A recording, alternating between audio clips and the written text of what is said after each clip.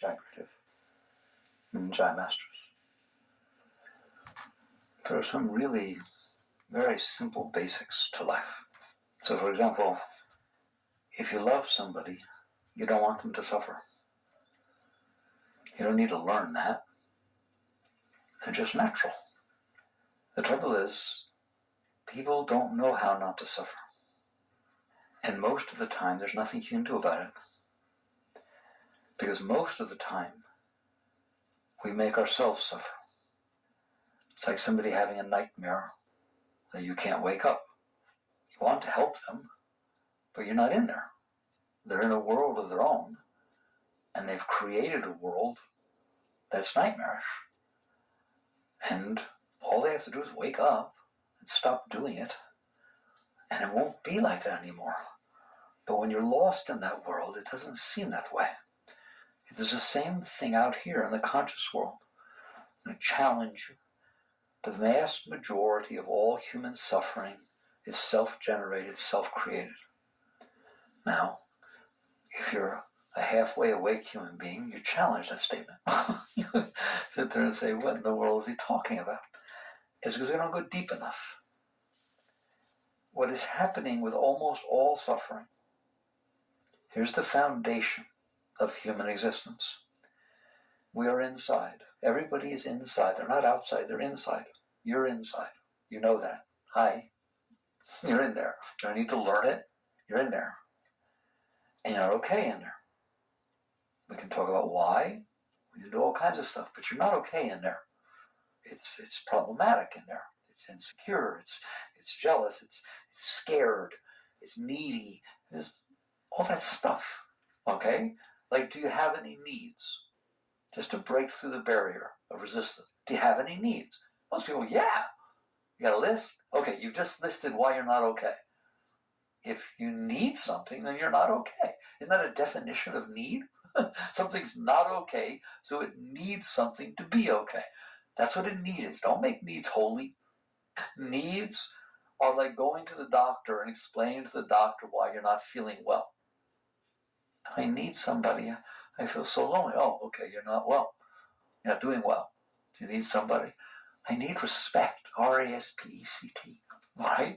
Well, why would you need that? You can't eat it. You can't take it to the back. What are you going to do with it? I just need it. I need it. I'm not okay in here. And there are things that I need to bring in here to make me be better. Fair enough? All right? So your starting position is I'm in here, and I'm not okay in here. All right, very good. We can deal with that. We can talk about that. But at least it's honest. That is not suffering. That is just a state of I'm not doing well in here. What causes suffering in the world, in your personal life, is as follows. Because I'm not okay, I have decided how things need to be for me to be okay. That's it. Go home. You're done. What do you mean? That's the cause of all suffering. That's the cause of suffering. I'm not saying if you break your arm, it's painful. That's not suffering.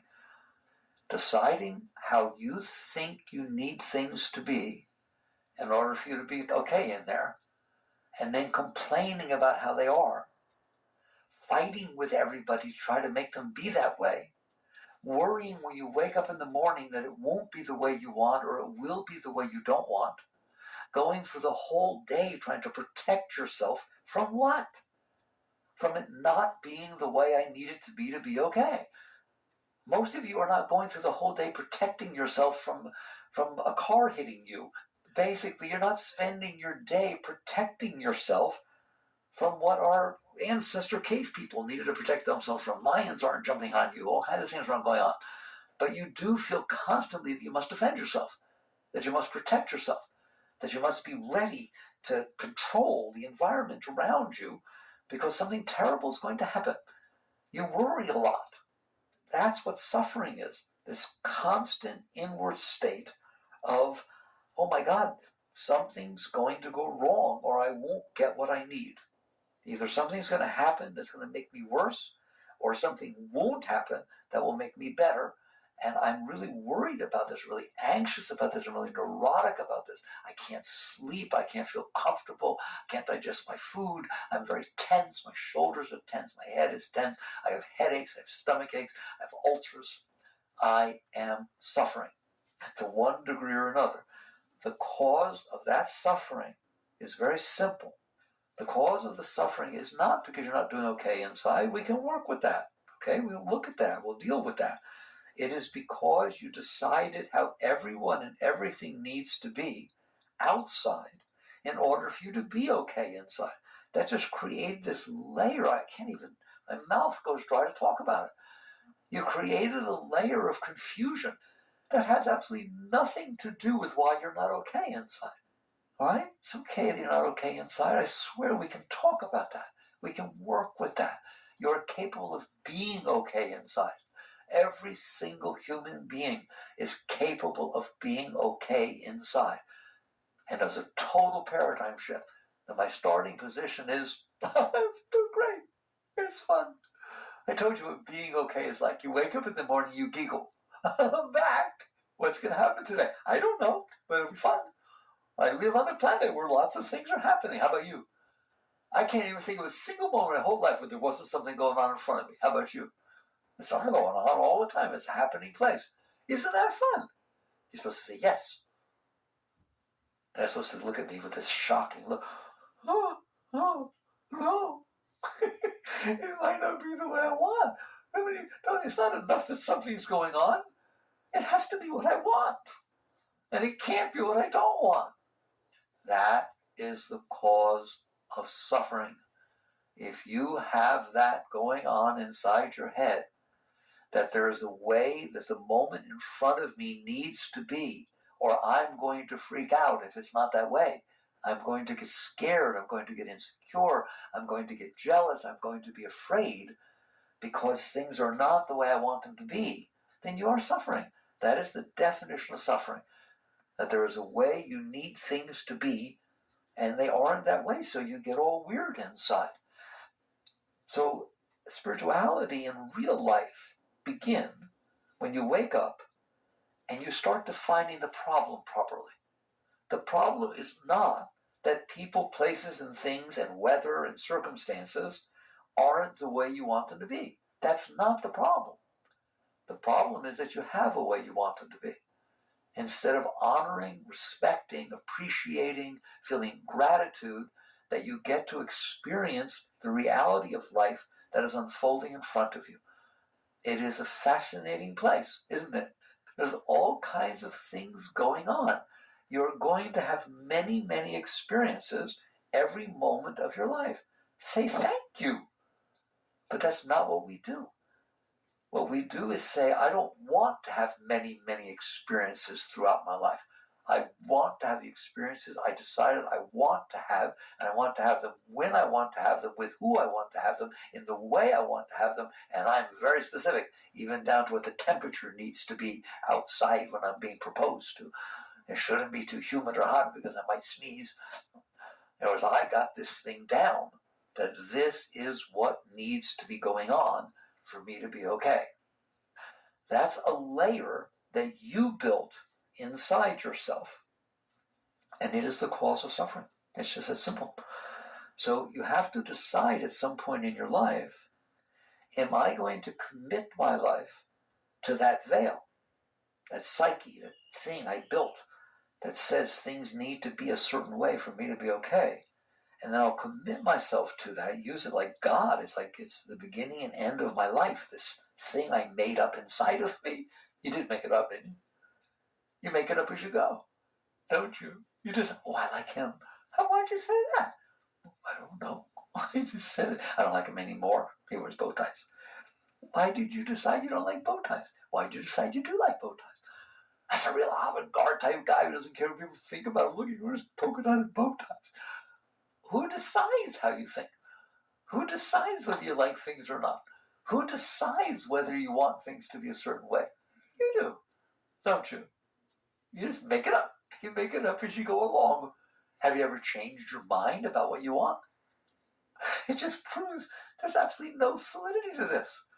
Just make up all these things in your head as you go about how everything needs to be for you to be okay. There's nothing more important than you can contemplate than how stupid it is to do that. To just make up how you want it to be and make up how you don't want it to be and then get upset when it's not the way. You do, don't you? All right. Nobody has ever called anybody to task for doing that. Well, Buddha did. He said the cause of all suffering is doing that. He did, didn't he? What did Buddha say the cause of all suffering was? Desire. Having a way you want it to be. That's what a desire is. Having a way you want it to be. That's what we're talking about. So when you make up this thing in your head that says, I'm not okay, this is how it needs to be for me to be okay, you're dead. And since that's what everybody is doing, is making up in their head, it doesn't matter if they're Russian or Chinese or Afghan or anything, go to any part of the world, they're all doing the same thing. They're just making up how they want it to be because they think that'll make them be okay. And then they're suffering. Well, why do you say then they're suffering? Because nobody gets it the way they want. Nobody has ever gotten it the way they want. And nobody avoids what they don't want. And the very act of wanting it makes you suffer. Oh my God, I don't want her to like him, I want her to like me. Okay, you're dead. I want to go to Europe. I want to spend a couple of years touring Europe before I go to work, but I don't have any money. You're dead. I don't want to be anywhere where there are any snakes. You're dead. I don't ever want anyone to talk not nicely to me. Oh, now we're going to get down to what I want to talk about. I want to get to general. We're going to be very specific today. I just want you to own this. It's like an AA meeting. Yeah, my name's so-and-so, I'm an alcoholic. You have to admit it. Yes, I have made up how I want everything to be, and I get real upset when it's not that way. How upset do you get when you can't get what you want? How upset do you get when you have to get what you don't want? It does cause suffering, doesn't it? Can you really suffer just by not getting what you want? I know you can suffer if your arm breaks. I know you can suffer if something's wrong physically. Can you suffer by not getting what you want? Have you ever suffered because you didn't get what you want? Thank you. You all are too stunned with the talk to shake your head yes.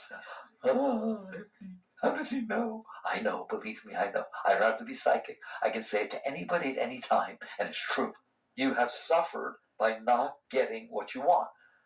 That's just silly. You made up what you wanted, and then you suffer because it didn't happen. Can you laugh at that, please? Have you ever suffered because you got what you didn't want? Have you ever suffered because something happened that you really didn't want to happen? You had made up that I don't want anything but this, I'll be okay. This I cannot handle. I don't want this to happen. And then what happens when it happens? You suffer. So you have to decide, is it the event not happening or happening that caused you to suffer?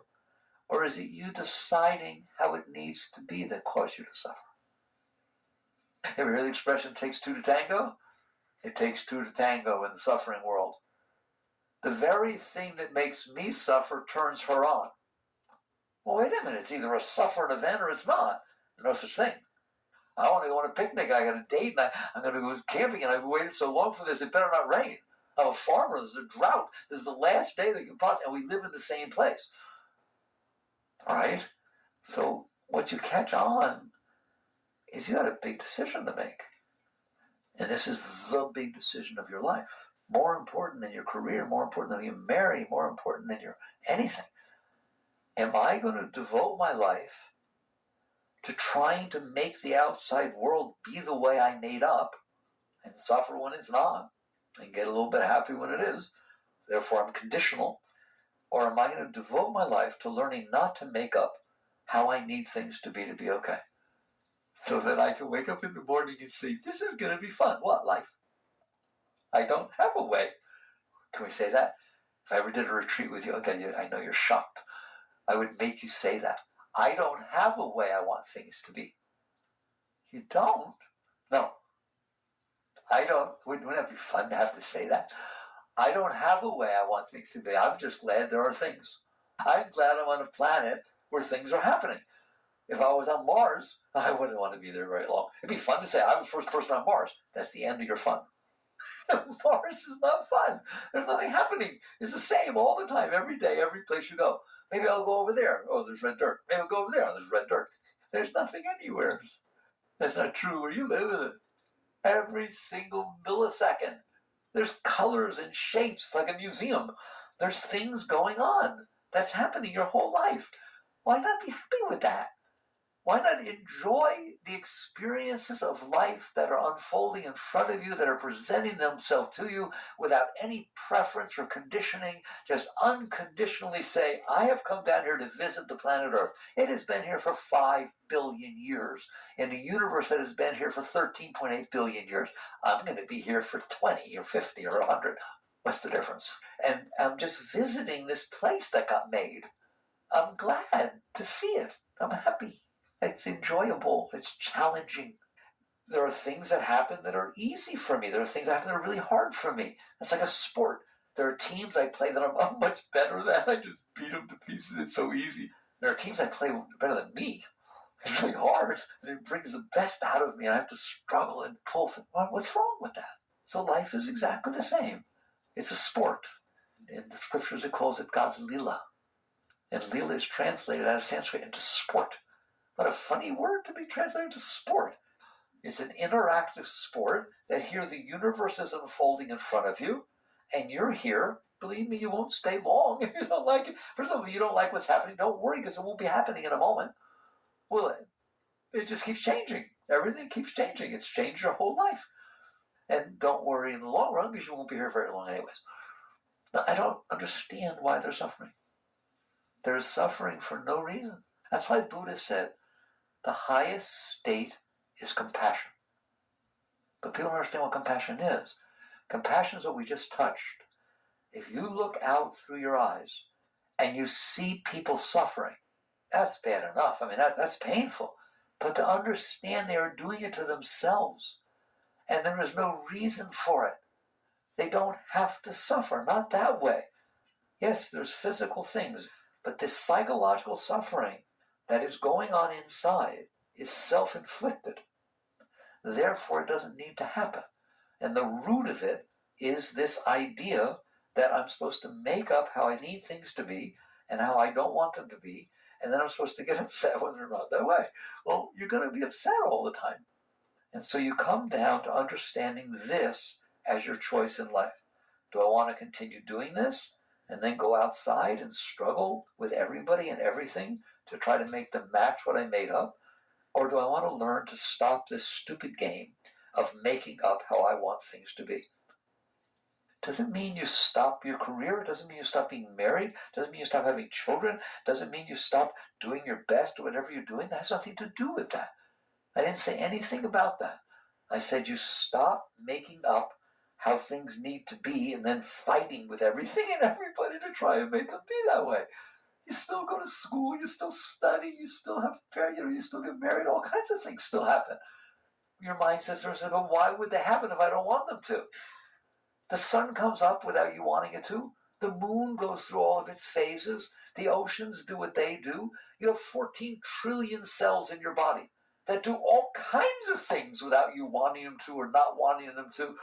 The whole universe, look at all the stars and the galaxies. Are you wanting them to be what they are and do what they're doing? And the answer is you're not doing any of it. So the fact that you stopped making up how you want it to be and how you don't want it to be is not going to affect anything except how much you suffer. The fact that you stopped making up how you want it to be and how you don't want it to be, and then fighting with the way it is not going to change anything, except you will stop suffering. You will enjoy the unfolding of life. You're still doing the same thing. You're just doing it for a different reason. When it's said and done, I want to tell you the truth. Life is going to win anyways. If you don't want it to rain tomorrow, that has nothing to do with whether it's going to rain. If you don't want her talking or dancing so close to somebody else, believe me, I know people very well. It has nothing to do with what she's going to do. It's like you're just causing yourself to suffer over the unfolding of reality. We're not saying that you don't have any influence. We'll talk about that. But come on, it's very small. When it's all said and done, reality is going to unfold in front of you. It's been going on for 13.8 billion years. And it's going on everywhere where you're not. When I say that to Mickey, let's go.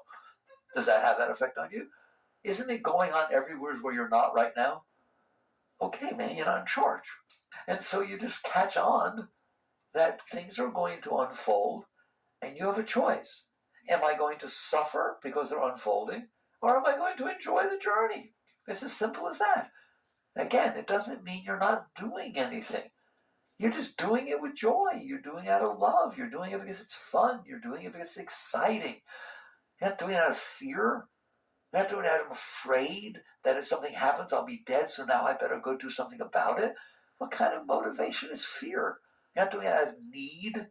I'm all screwed up inside and I need her to like me and I need this to happen. I need him to respect me. Otherwise, I'm going to really be bad. So that's what I want. So you're not doing it out of desire and you're not doing it out of fear. You're doing it out of, boy, this is fun. Okay, this is exciting. This is inspiring. This is love. That's what's going on. And so you interact with the reality of creation as it unfolds around you. Because what else are you going to do? It's the reality that's unfolding around you. You just sit there and honor and respect the realities of life. And then you dance with life with fun, with a sense of joy. But you can't do that if you are busy creating this veil inside your mind called what I want and what I don't want. And then you're out there getting all upset because the reality of the world is not the way you want. Have you noticed it's almost never the way you want? Not exactly the way you want. There's always something wrong. Even if you get what you want, it's never exactly the way you want it.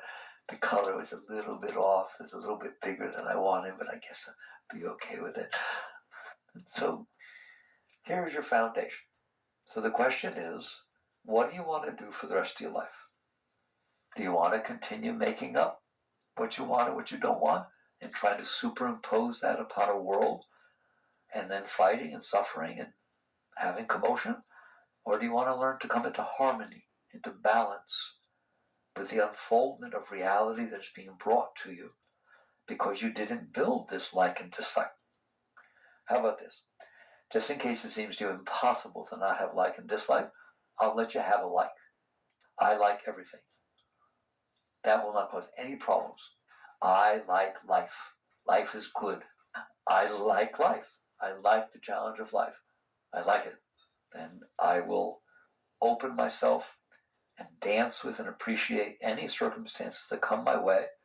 And if they're challenging, I love the challenge. If they are easy, I say thank you.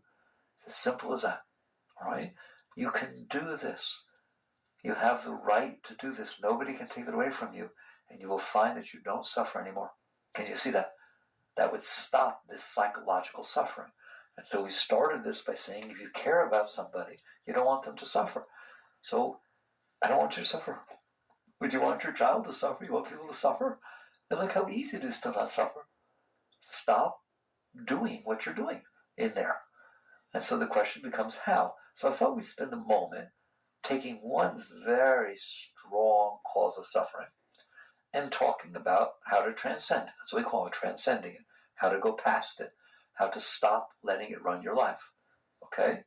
And that is this thing called security and insecurity, which all of you should be able to relate to. Like I started by saying, you're in there, but you're not okay in there. Well, if I'm not okay in here, it creates a certain sense of fear, a certain sense of non-well-being, a certain sense of insecurity. That's, you know what I mean by insecurity, don't you? There's like weakness. There's a sense of non-well-being. So if I am insecure and I have a sense of non-well-being, I don't like that. I don't want to experience that. I don't have to make up what I like or dislike. That one's very natural. It's just an experience of non-well-being. So there's two ways to deal with that. The normal way is to say, I need to find ways to feel more secure. Do you understand that? I need to find ways to feel more secure. Well, how will you do that? I'll wear really nice clothes so that when people look at me, I see that they're looking at me with respect. That makes me feel secure. I'll drive a Ferrari and pull up everywhere in a really nice car or something like that. Why? That makes me feel secure. I don't, people look at me with envy, people look at me as important, and so on. I'd like to understand how people look at you has nothing to do with you. It has to do with them. People look at people all kinds of ways based on their religion, their clothes, their this and that. You come to one place all dressed up in a fancy suit and fine tie and $1,000 thing, right? They'll run you out. You don't fit. They're not interested, right? Show up somewhere else another way. It's all in the eyes of the beholder. It has nothing to do with you. Another person's respect for you has nothing to do with you. It has to do with them. Pull up a Hummer to a Greenpeace party, and you get nothing but very dirty looks. They don't have respect for you. See, it had nothing to do with you. Pull up in the finest, neatest four-wheel Hummer all jazzed up in the Hummer Club, and everybody's looking at you like, whoa, man, wow, I wish I had that. They're not respecting you. It's a reflection of them. To go do real well at something, play a guitar and get a gig and be invited to play at a coffee house that you're really respected, and go tell your folks who paid for your education and didn't know you dropped out 3 years ago to play the guitar, right? You will not get that sense of respect. It will not be that way. Does that mean you don't deserve the sense of respect? Does that mean there's anything wrong with playing the guitar? Does that mean anything like this? No, it has nothing to do with you. It has to do with them.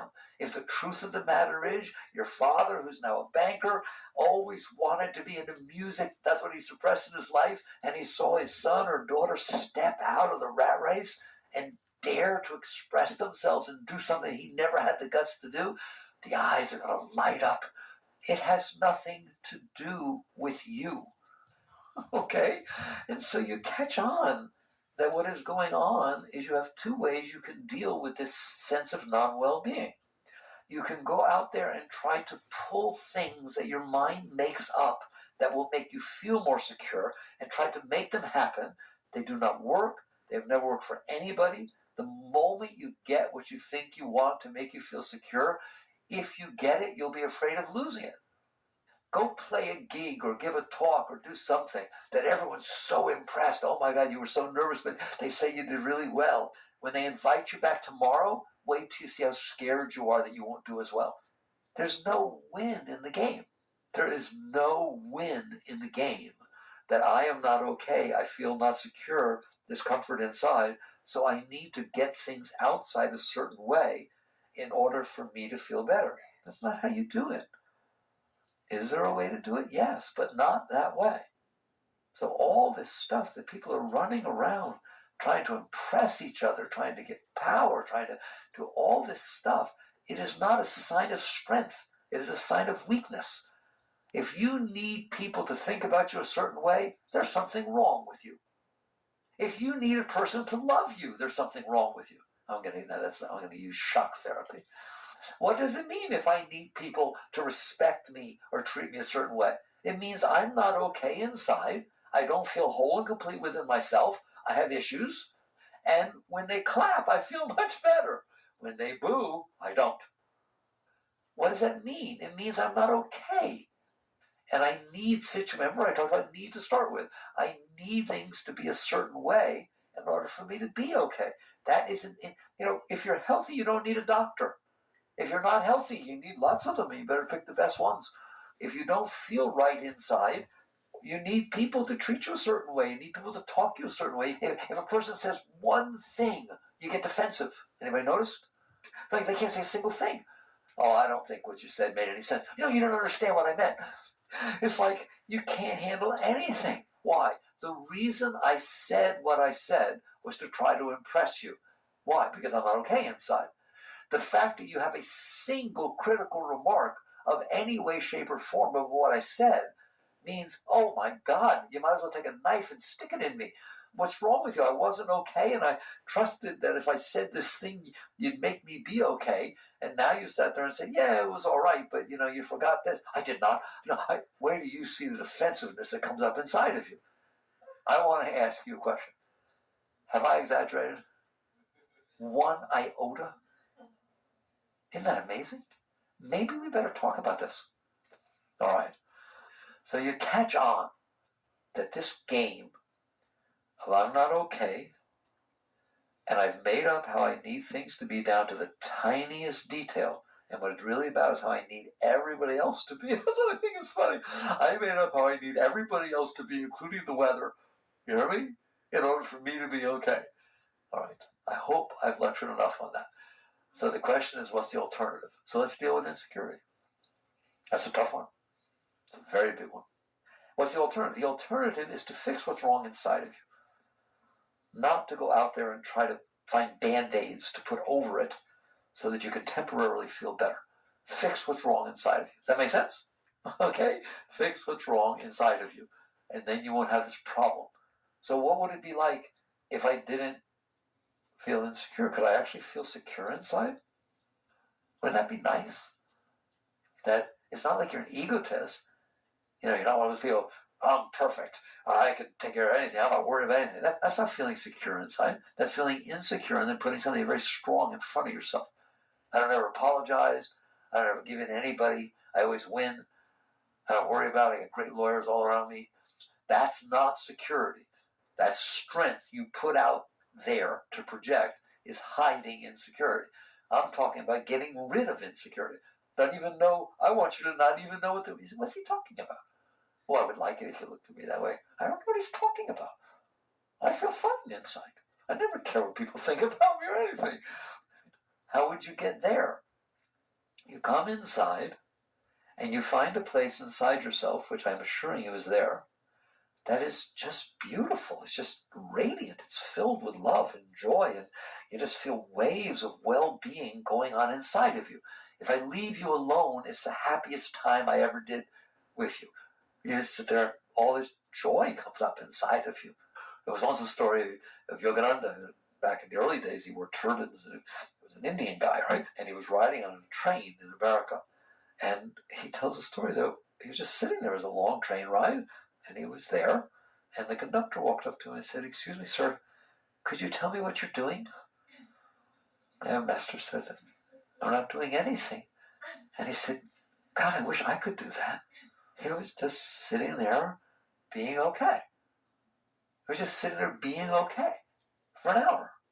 Sitting in the train with his hands folded, being at peace, being okay, feeling wonderful. That's like foreign to us. You have to do something to feel okay.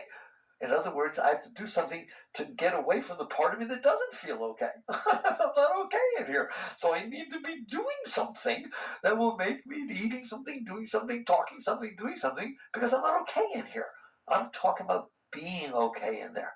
That's the alternative way of life, is to spend your willful energy trying to fix what's wrong inside so that I can be okay. So we're talking about security and insecurity. You do not need people to like you. There's nothing, you don't have to do things to make them not like you. It's okay. It's fun. People are fun. But you don't need them to like you if you're okay.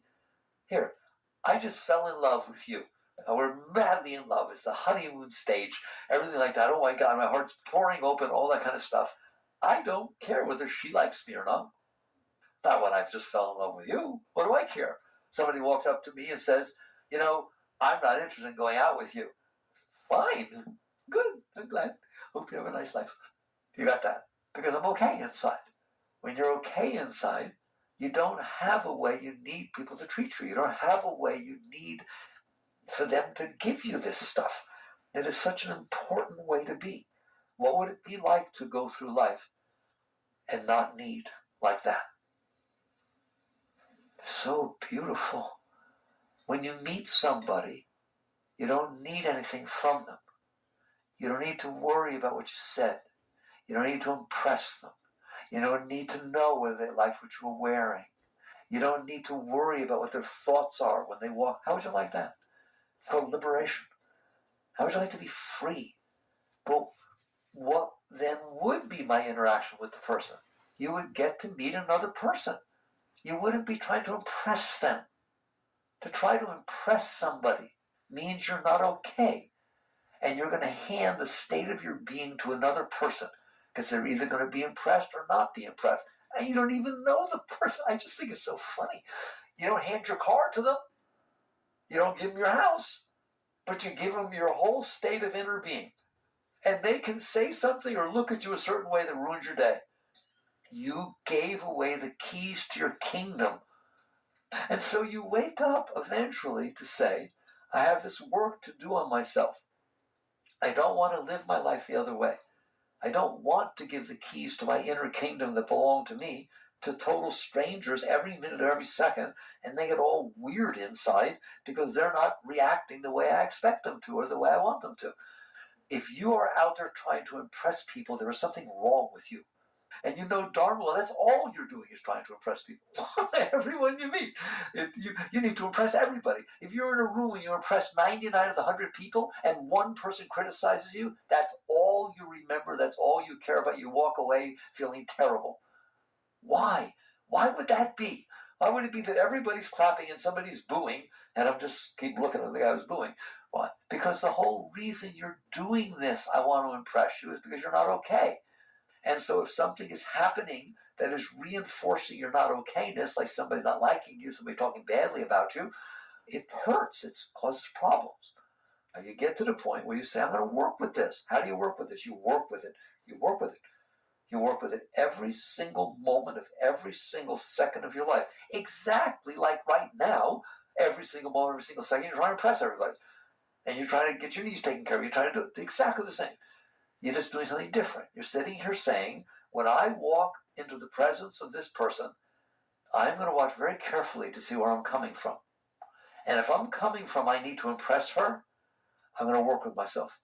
I am more interested in letting go of the part of me that thinks I need to impress her in order to be okay than I am with whether she's impressed.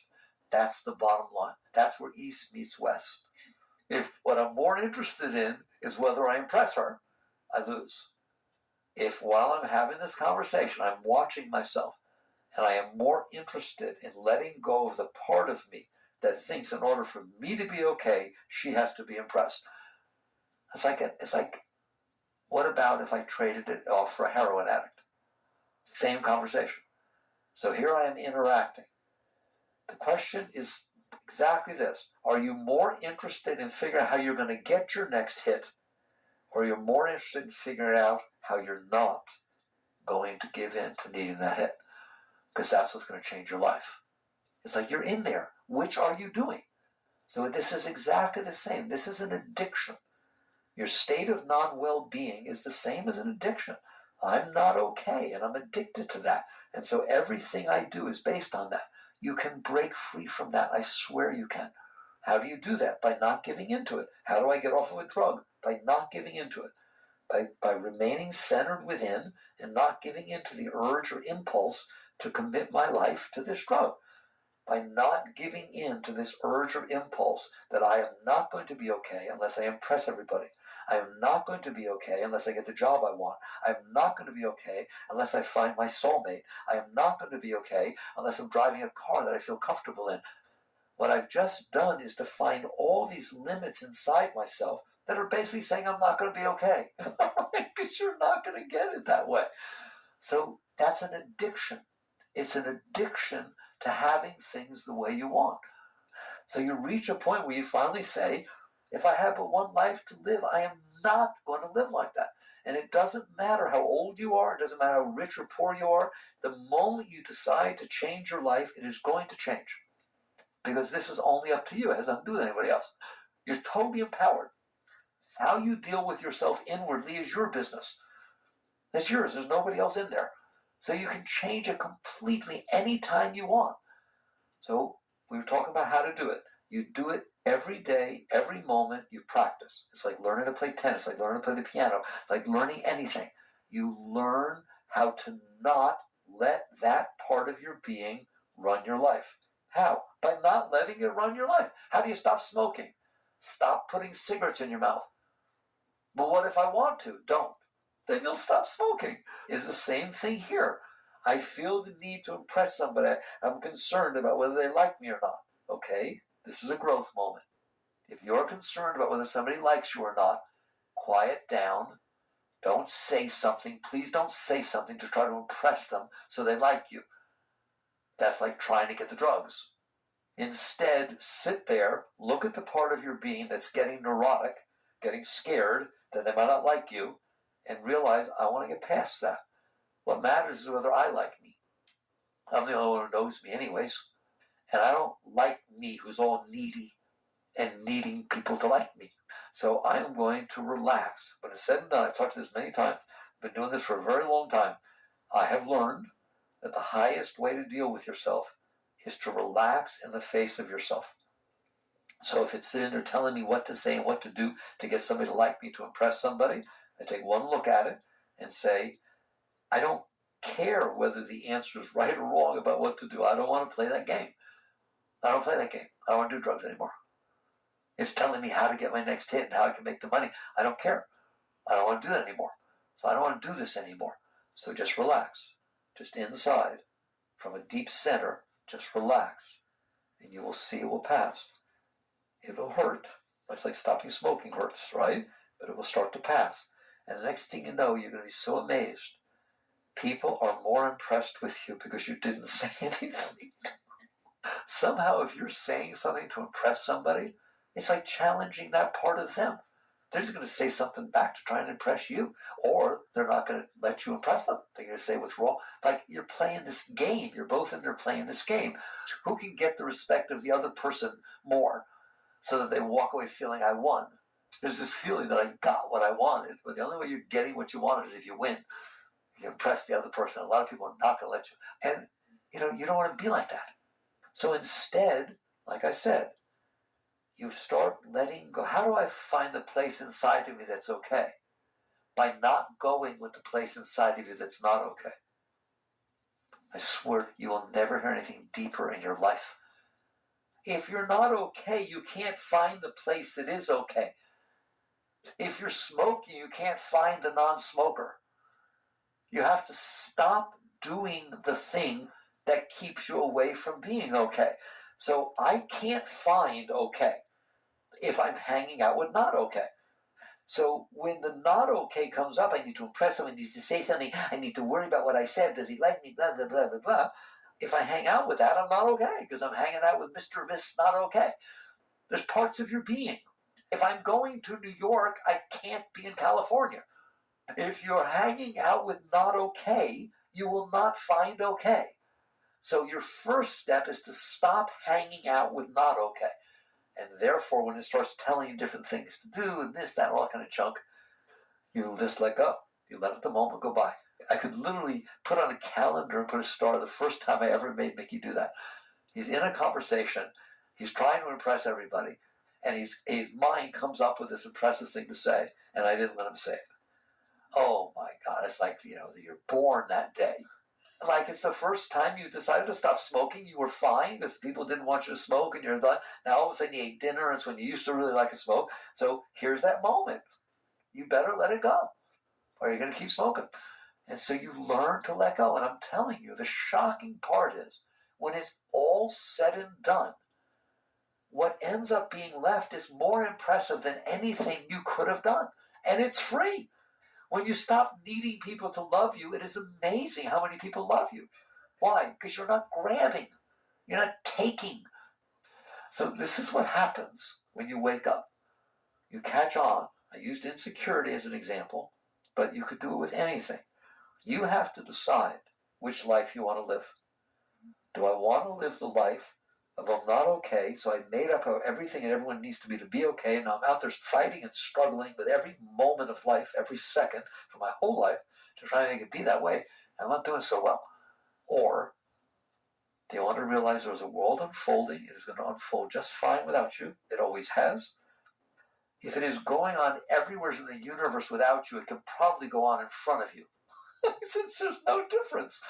And you realize you've just made this mess inside yourself, this whole mess about how everything needs to be and how I need to be and what I should have done before and what And instead of buying into that, you pay attention to what's going on inside of you. You don't buy into the part of you who's trying to be okay by doing all this stuff with everybody else. by trying to get people to like you, by trying to this and that and the other. It doesn't mean you're a hermit. Doesn't mean you're antisocial. You can be around people. You can be hanging out with everybody you're hanging out with. You're just not doing the same thing you were doing. You're not trying to impress them. You're trying to let go of the part of you that would have you try to impress them. That's a very different relationship. Every second of your life, you become a greater person because you're letting go of the part of you who's weak. This is spiritual growth. It's real, isn't it? It's shocking how real it is. In fact, it's embarrassing. It's called working on yourself. It's like getting to the root of the problem and letting go. And what is going to happen if you let go of the party that's not okay, little by little, you will start to realize that you are okay because you're not hanging out with the part that's not. It's so funny. That's the best I can tell you. All right. Work on these things.